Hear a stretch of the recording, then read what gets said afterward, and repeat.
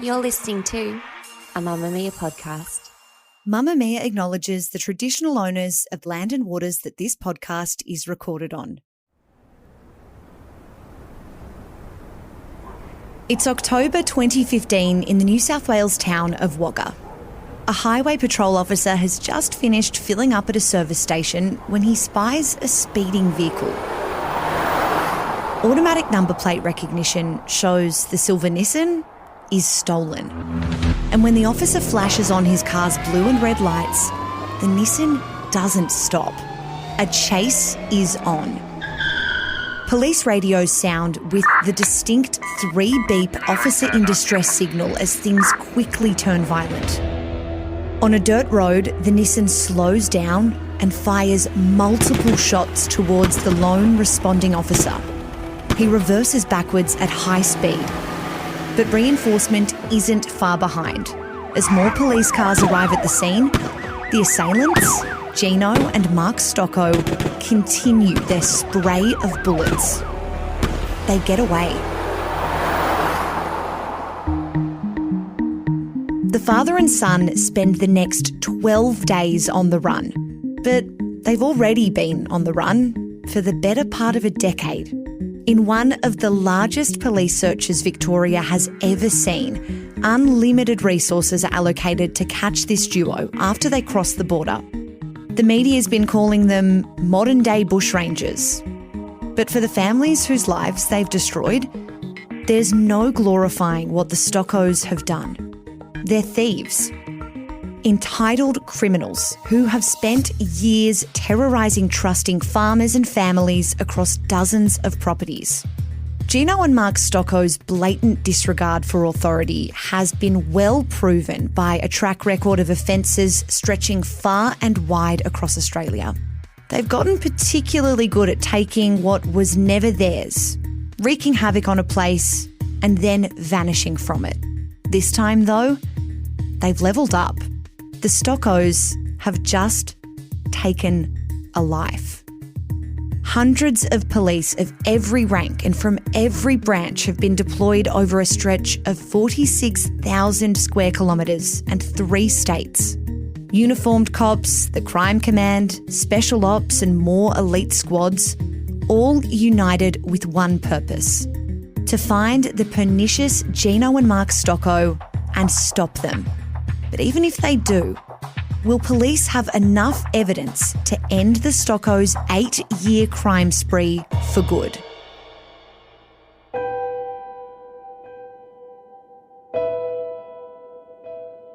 I'm Emma Gillespie and this is True Crime Conversations, a Mamma Mia podcast exploring the world's most notorious crimes by speaking to the people who know the most about them. In the mid-90s, the Stoccos seemed like any other Aussie family. A mum and dad, Connie and Gino, and their 2 teenage kids, Mark and Christina.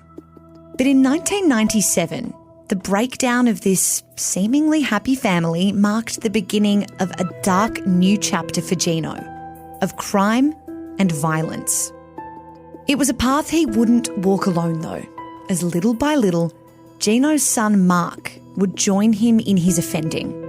What started as stolen groceries or a fallout with an employer would manifest into serious lawlessness, the likes of which would see the pair listed amongst Australia's most wanted criminals.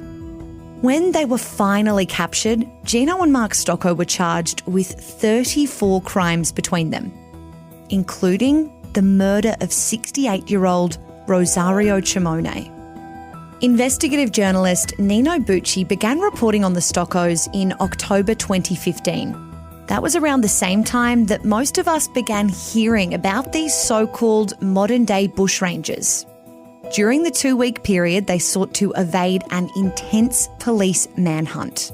Nino went on to write a book called The Stoccos, Like Father, Like Son, and he joins us now to discuss Mark and Gino's criminal evolution. Nino, let's start in Ingham in Queensland in the 80s and 90s. What sort of a place was it and how did Gino Stoccos end up there? Yeah, so from my research, it seems as if Ingham was quite an interesting place around that time. It is a cane community, mostly in the sort of north of Queensland. It has had a long history of Italian migration, mostly to work on those cane fields. And Gino had grown up there. He'd spent most of his life up there. And what I was able to piece together as I started looking into Gino's history is that he had quite a history through the 80s and 90s of fairly petty offending, a little sort of stealing here and there, shoplifting. And then sort of around the end of the 90s, Gino's marriage breaks up. And I came to sort of see that as a fairly critical juncture in what sort of happened for the rest of his life. So that marriage breakdown, as you've mentioned, Gino, his wife Connie, and they had 2 kids, Mark and Christine. What was the fallout from that split? Why was that such a significant point in time in this story? A lot of this is sort of pieced together well after the fact, right? So I didn't speak to many people who were there at that time who could kind of say to me, I remember this happening. It was a combination of what's in psychological reports that Mark and Gino both did well after the fact. And I know memory kind of works in weird ways, so it can be sort of hard piecing this stuff together well after the fact. But certainly from that point, there is a history of Gino's offending escalating, him mostly, but also with Mark, commit some fairly awful family violence offending against Connie, really vindictive stuff sort of over a period of almost another decade after that. And certainly from people who did know them at the time and who knew Ingham at the time and knew the couple at the time, they thought that was something that really set Gino down a path that he couldn't return from. Do we know much about what Gino was like as a father and his relationship with Mark in that father-son way? Not really at the time when it was still, I guess, a nuclear family. There's nothing that kind of indicates there was anything unusual. Mark certainly doesn't describe it as anything unusual, again, well after the fact. And nobody I spoke to sort of thought that there was anything particularly odd about that family. At the time, they were all together and it was all 4 of them. I suppose I was really cognizant of when I was working on this book that I'm talking to all these people who knew them at the time well after they've become infamous for other things. And so some bits and pieces that might seem fairly innocuous and normal kind of family stuff all of a sudden kind of took on a different meaning. But there's certainly nothing that really indicates that it was an unusual family in any way until that separation. One of the sort of tougher aspects of this story to wrap your head around, I guess, is that Mark was dragged into the offending with Gino. What can you tell us about Mark as a kid, as a student? What sort of a trajectory did it look like his life was maybe on before things took a turn?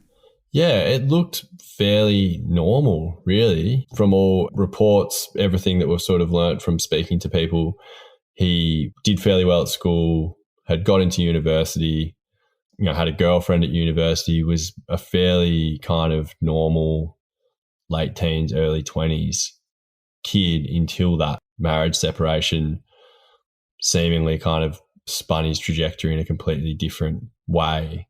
There's nothing really from that early part of his life up until the separation that gives any real indication that he was going to become the man he did become. You've written how, Gino had all these sort of petty crimes in the background. He was sort of always swindling or looking to get a deal or rip someone off. But Mark never committed a crime until he became an adult. How did his crimes begin to manifest? What sort of shape did they take? He basically fell in with doing the sort of petty things Gino was doing. As I said, there's really no record of Mark doing anything by himself criminally at all. On the occasions that I kind of found where it was Mark that might have stolen something, Gino was really close by with a car that they were going to escape in, or, there was a time where they were robbing supermarkets, for example, and, Gino would be in the store next door or the next aisle or whatever. So he basically fell into the same kind of fairly petty stuff as his father. And it's kind of important, I suppose, to note here that these crimes weren't necessarily being committed out of necessity. Some of them were later on when they were on the run, when they didn't have a safe way of going and buying things like you and I can. But early on, there was as much, I guess, an indication from the court material that came out later on, and also the bits and pieces I was able to glean from speaking to people who knew them at the time. There's enough in that material to kind of indicate that those crimes and that kind of pattern of stealing things and rorting people was about Gino's mindset, that he deserved that, there was a system in play where he felt as if he was entitled to take whatever he wanted to live, basically. Yeah, it's that mindset that I actually wanted to ask you about next. There's this psychiatrist's report which found the pair had an anti-authority belief system that they developed from years living isolated, on the run in the bush. But where does that anti-authoritarian belief system really come from? And what does that really mean to hold a belief system like that? Yeah, it's fascinating now because post-pandemic, we're a lot more familiar with seeing people like this and people who, I guess, believe in things that are a little left and centre and don't necessarily believe in governments and structures that we all sort of taken as given. But in the context of the Stoccos, it seems very much to have been almost a weird us against them mentality, that they sort of felt that the world was out to get them, and the only way they could kind of fight back against that was to be completely reliant on each other and to not trust anybody else. In terms of how it developed, I mean, Gino says different things from memory about how he felt that there were aspects of his childhood that were unfair, and that he sort of, I guess, was pushing back on a perceived grievance about how things had gone for him up until that point. But how he sort of wrapped Mark up in it, I guess, is anyone's guess. But it seems very much as if he was such a dominating personality and somebody who was able to kind of manifest these false grievances about people, about authority, about businesses, that made it seem that whatever flowed from that was entirely rational. Once they were sort of locked in as this father-son duo, how did they move from Ingham, the kind of petty crimes and the fleecing that they were doing around there, into other parts of Queensland? How did their sort of tactics shift and their approach broaden? It's hard to sort of piece together after the fact what they were thinking at any given time, but certainly if you look at the record, it seems as if they were forced to move by necessity from place to place because they would steal something, rip somebody off, get in an argument and destroy a heap of somebody's property. But certainly you get this almost like a snowball rolling down a hill from that kind of early 2000s period until 2015, where they might be in Ingham for a bit, they might be doing a little bit of work, there's a report of a theft or a report of a criminal damage, and then they take off again and they're, down in Victoria in a part of, remote New South Wales or another part of remote Queensland, work steadily for a bit, earn a bit of money, get in a fight with a landowner, steal something else. But the type of offences they were committing were becoming so much more serious, to the point where they were dealing with serious arson offences, serious criminal damage or theft offences. And when it kind of got to spring 2015, it had become something that police in 3 states really couldn't ignore anymore. Before things really intensified to that point, they headed to Victoria from Queensland, and you mentioned a bit earlier that there was a bit of harassing of Gino's ex-wife, Mark's mum. When did that reach a head? They were really quite awful offences, and it was sort of towards, I guess, spring 2003 onwards. They would do everything from entering her house and damaging it to circulating these really offensive letters to her and her family and friends. They even sort of approached her at the supermarket at one point and sort of I guess, followed her there. This was all around sort of Werribee, like to the west of Melbourne, where her family was from and had settled. And then they kind of, would stick rude notices out the front of her house, on A4 pages and print them out. And all this stuff was kind of going on and on and on. And the real peak of that was in July 2004 when Mark and Gino robbed Connie at a supermarket in another suburb in Melbourne's kind of outer west. And there was a warrant issued the day after that had happened.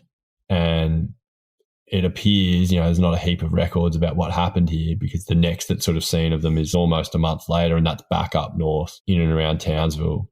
So, in a microcosm, even though that offending was awful offending just against Connie and obviously because of some perceived grievance from the separation, I mean, we obviously also know, quite separate from this case, that men who abuse their spouses and former spouses don't typically have a reason. There is no logic to it. It's violence for the sake of control. But I guess what we see in the pattern of what happened to Connie, the escalating of that to, robbing her in a supermarket car park and a warrant being issued by police, and then those two, heading off thousands of kilometres north to Townsville, that was the first, I guess, really clear sign of that pattern establishing, that pattern of staying in one place, serious offending, getting too close to the police, and then taking off somewhere thousands of kilometres away in a bid to evade capture.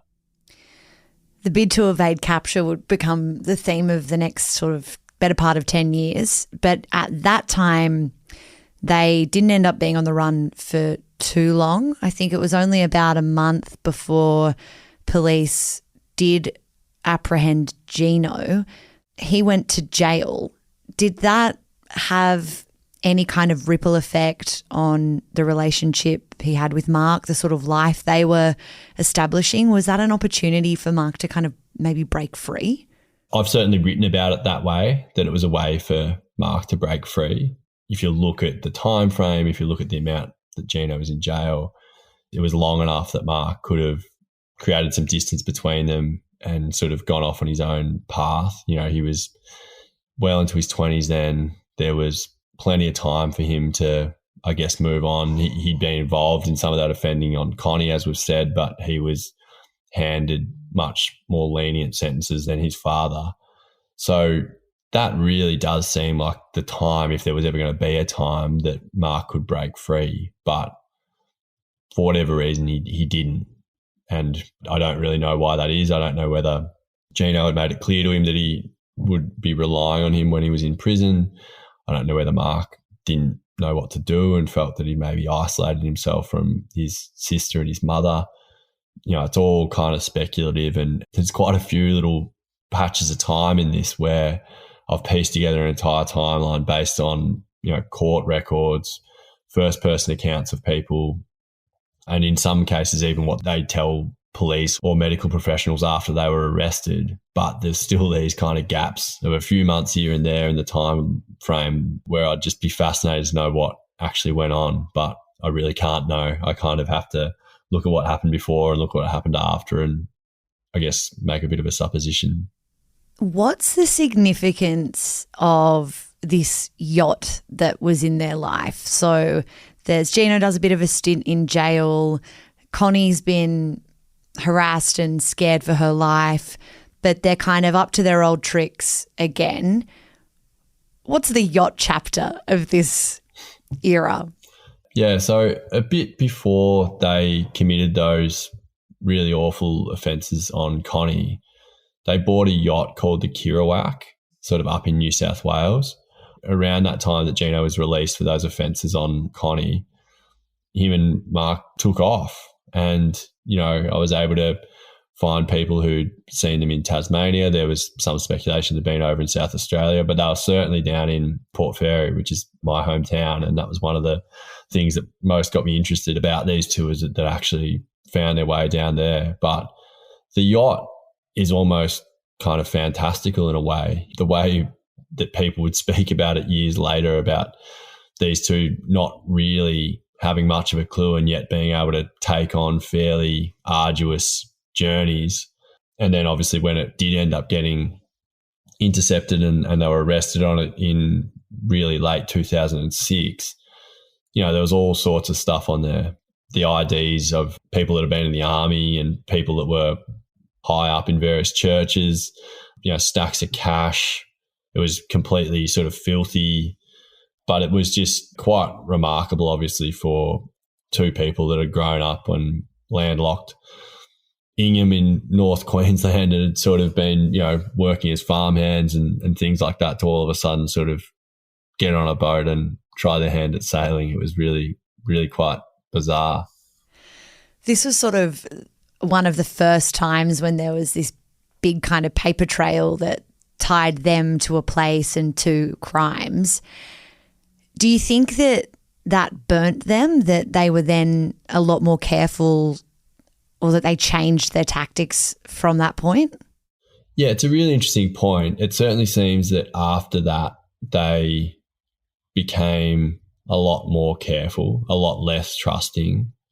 They also seemed very much to try and find safe places where they could stay for a long time, like places that needed workers that had lodgings on a farm typically, or some other type of property.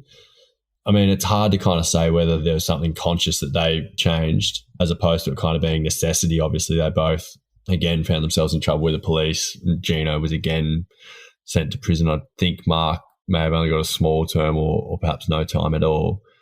So I guess it's kind of hard to say how much of it was, well, we don't have a boat anymore and we've just got out of prison again, so we need to find somewhere stable. There's no doubt that there was a trajectory of Gino particularly and Mark by extension becoming more and more paranoid, more and more careful, more and more aggressive towards people he felt had sort of slighted him. And, the yacht, who can say, but the yacht certainly seems to be another one of those points where from that moment on things did escalate at a sort of steeper rate than they had up until then. Hindsight, obviously, 2020, but do you think that at that point of the sort of yacht, the breakthrough there, Gino going back to jail, that's at 2006. Did police take the Stoccos seriously enough, do you think, in your research? Or was it more that this Gino guy was a bit of a pest, a bit of a nuisance, and sort of just a repeat offender for these petty crimes?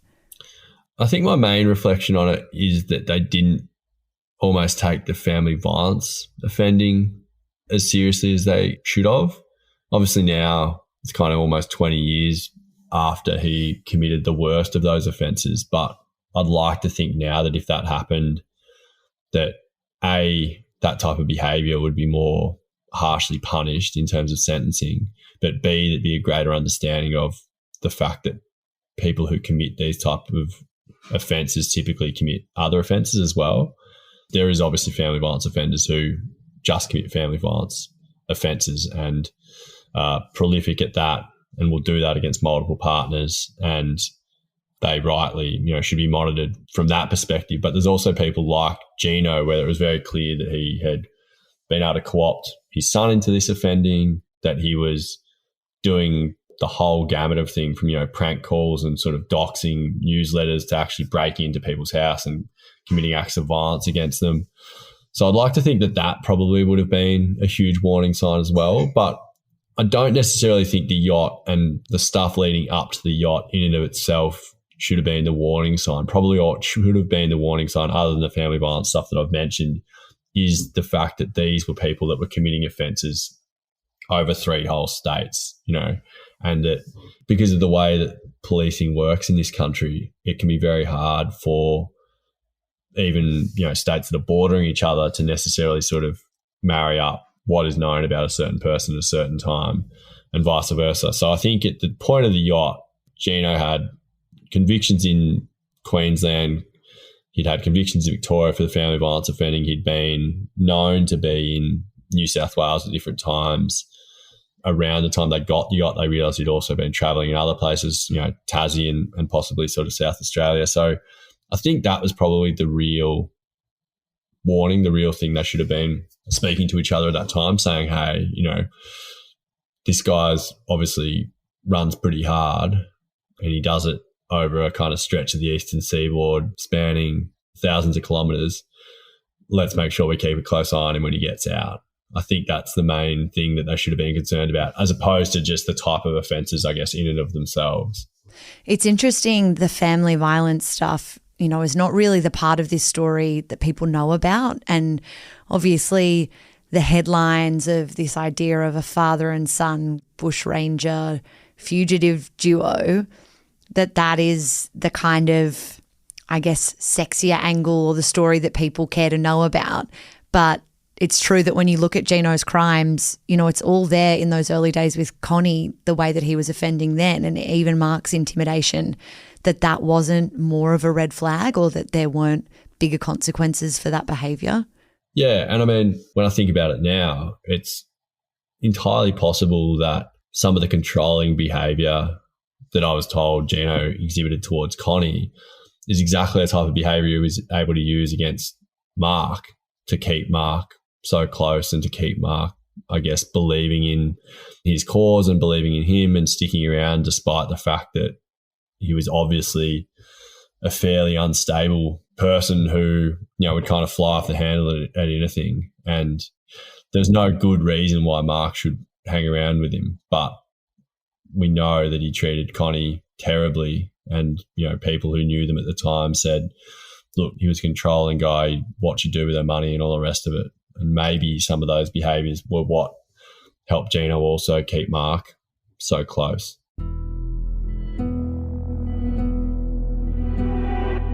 You're listening to True Crime Conversations with me, Emma Gillespie.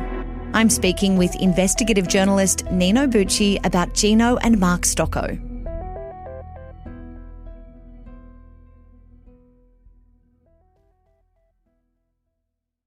Between 2006 and 2011, they kept a relatively low profile, came out of prison, sort of did farmhand work, staying on properties in exchange for work. But then obviously that changes significantly, and in the 4 years after 2011, everything ramps up.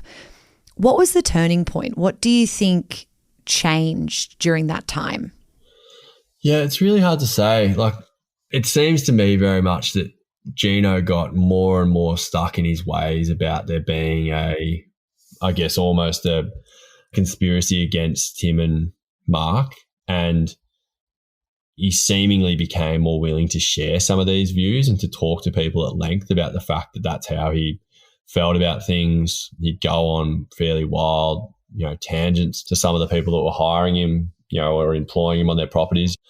And so it appears that he was almost, because he's going so far down that direction, when that was challenged, the explosions became bigger, right? So he was more likely to kind of cut loose because he felt so aggrieved about what had happened to him. So, over this period of time, it went from sort of petty offending to just the most awful criminal damage you can imagine, cutting offences, setting fire to farm buildings, stealing so many things, people who had taken them in effectively to their properties, to their families, and for whatever reason, and some of them don't even really know. It was little things like, don't park your car here, or can you, do this little bit of work, and it was a task of the sort that he'd done, thousands of times before.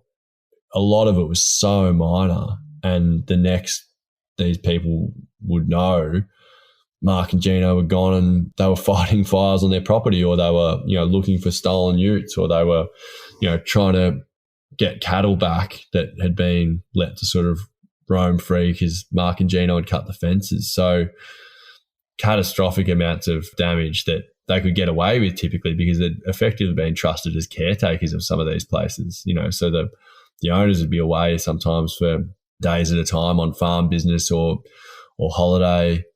And, they used that time to basically destroy hundreds of thousands of dollars of property for these people, all because of a perceived slight. They'd do it and take off in the middle of the night and wouldn't be seen again by these people. There were a couple of properties where the owners suspected that they came back again later, weeks, months later, they'd come back again and steal firearms or steal fuel because they knew where, the fuel was kept. So they did almost kind of keep a bit of a network of properties where they, I guess, felt they could get supplies or get things of value later down the track. I mean, only they really know why it got so bad. But certainly over that period, they did far worse things than they'd done any time before that. And eventually that led to them attracting the attention of police again.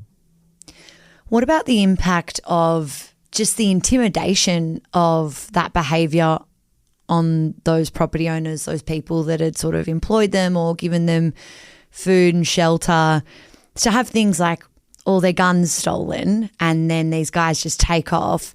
Did that have a lasting impact for those people who stay on that property? They know these guys know where they live?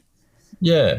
Most of the people I spoke to were terrified, that they'd been terrified up until the point that these guys were arrested again, because, as I mentioned, they're typically living in fairly remote parts of the country. That it's not as if they've got the capacity to have a police officer watching their house around the clock or even to hire private security or anything like that. They're on the land, and their isolation was, in effect, why they'd asked for Mark and Gino in the first place. And also, I suppose, why Mark and Gino probably committed the offences. They knew that these places were so isolated that when the owners weren't there, there was little chance of anybody catching them. So the people I spoke to who had these awful things done to them kind of never recovered, I guess, the equilibrium of, I'm on the country and I'm alone and we're in the middle of nowhere, but it's okay because people around here are good people. That had been completely sort of whacked off kilter by Mark and Gino. Did police begin to connect all of these complaints from all of these property owners through one story or another, basically the same pattern of behaviour over and over again? Were they aware that this was all coming from these two guys, that this was the Stoccos, or because, as you mentioned, those different state lines, did the waters just get too muddied? It does seem that they started to piece things together, and by spring 2015, there was certainly a more concerted effort on behalf of New South Wales and Queensland police to get these guys. There was an operation started that was codenamed Rome, Operation Rome, and that actually resulted in Mark and Gino being tagged as most wanted people, and their images started circulating around. And that in and of itself was enough for them to leave a property where they'd been really, really comfortable and considered really, really well by the owners of that property. And one of the only properties actually where Mark and Gino left without there being a falling out with the owners.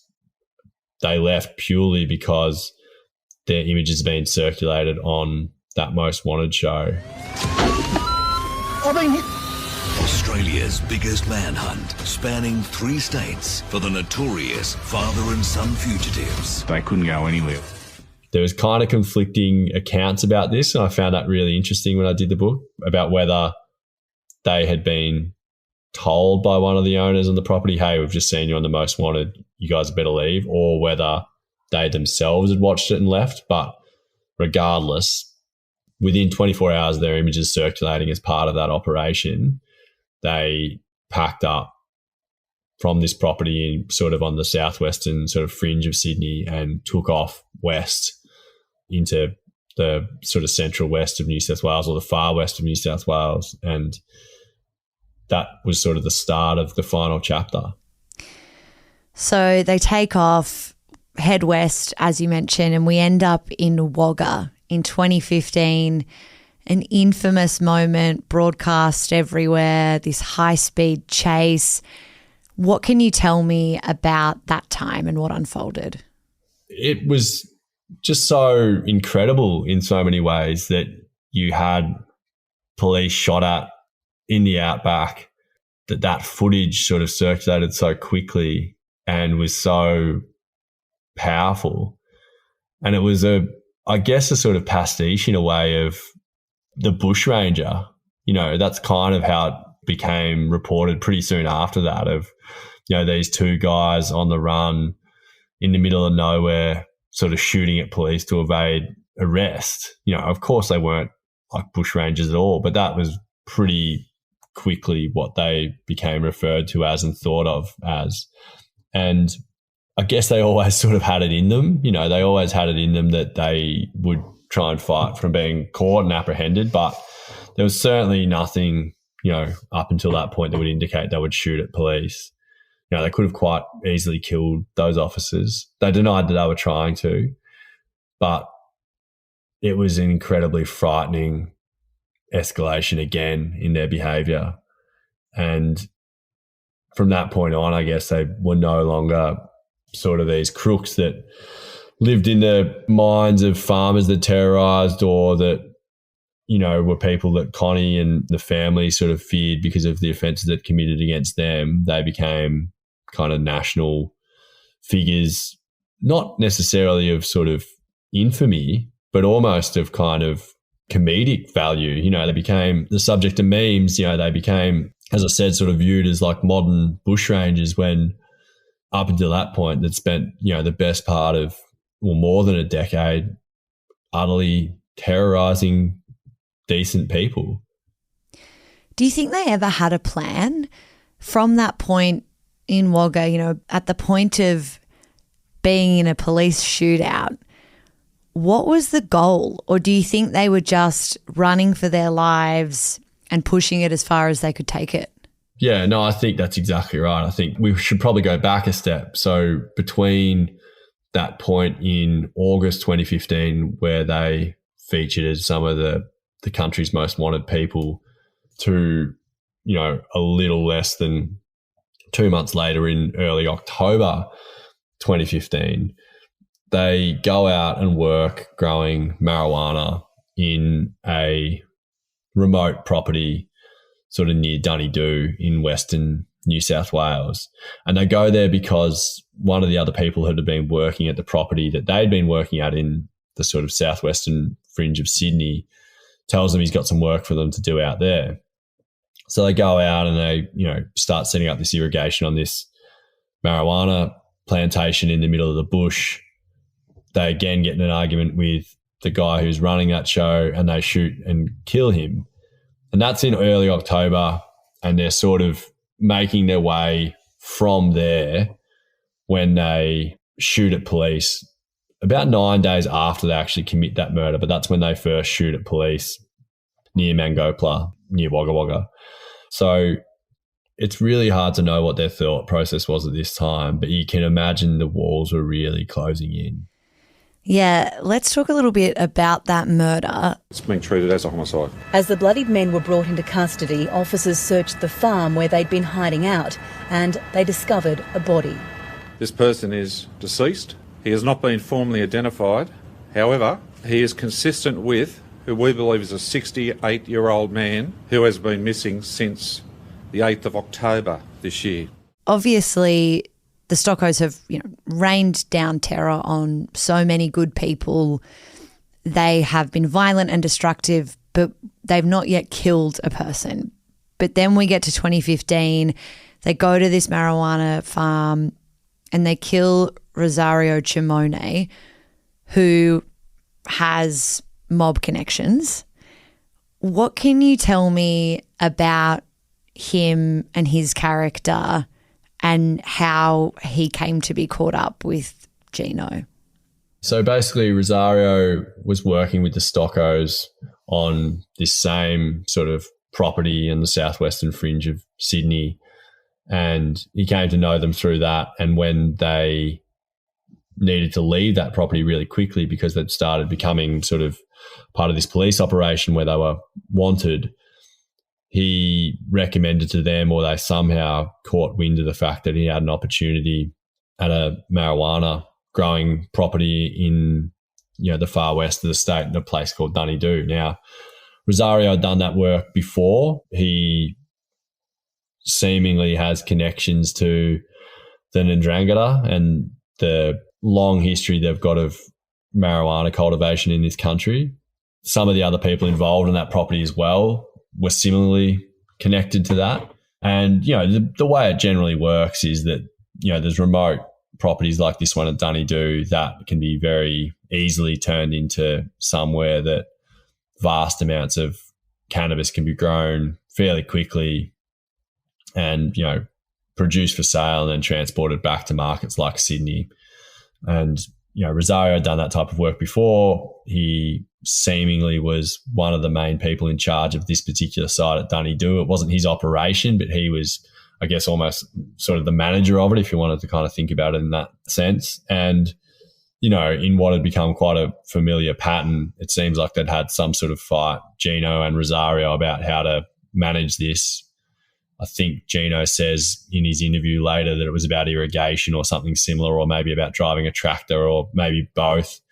But there was a fight, and he, instead of this time, vowing to sort of go back in the middle of the night and slash his tires or burn down a shed, he decided to kill him. And he actually says Mark told him to kill him, which Mark agreed with in his interview. Why that was, I don't know. Again, the context is that they'd been sort of publicly outed 2 months earlier by police as part of an operation to sort of catch them and other people that were on the run.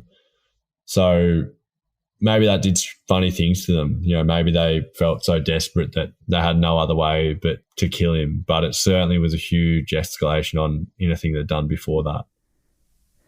Is there a chance that because, previously any time the Stoccos were kind of getting their perceived revenge, there wasn't really any threat of retaliation from the kind of honest Aussie farmers that they were targeting?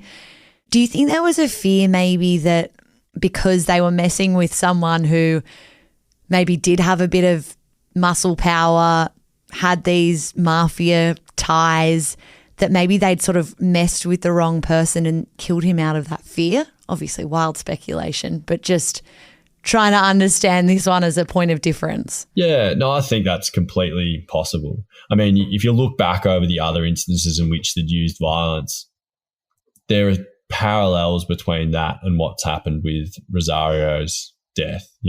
They were worried that Rosario was going to leave the farm, go and tell the people that owned that property what had happened, and that could, perhaps flush them out, or maybe even worse.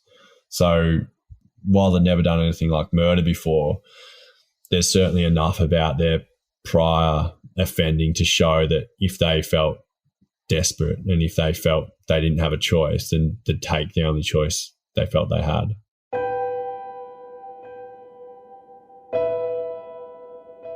That's not the end of this conversation. We've released part 2 of our chat on the Stoccos exclusively for Mamma Mia subscribers.